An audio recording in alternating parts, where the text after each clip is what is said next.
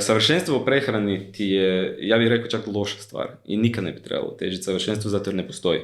Kao prvo, bilo kakve smjernice ili preporuke ti nisu do kraja definirane. Kao prvo, znanost u prehrani je mlada, ni ne znamo sve odgovore i uvijek ima nekakvih range-ova tipa za koliko treba, ne znam, energije, makronutrijenata, ne znamo na kraju krajeva ni koliko zapravo točno ima određene namirnice određenih nutrijenata.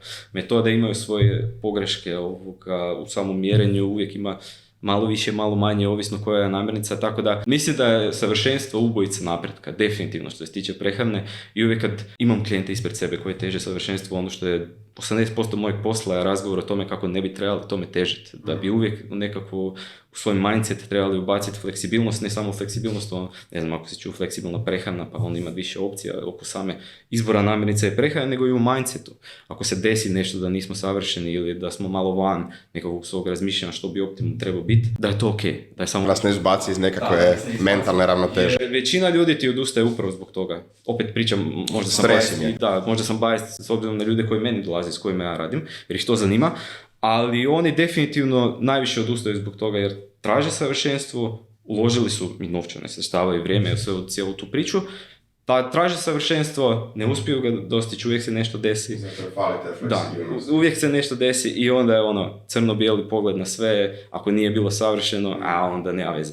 Ako sam slučajno pojeo jedan komad pice, onda mogu cijelo, onda može i cheesecake uz to, nije nikakav problem, šta sad, i ovako inako sam zezno, neki fuck it mentality. To je zapravo mentalitet kojeg znamo u znanosti u prehrani i u psihologiji da je značajan problem i da ljudima onemogućuje.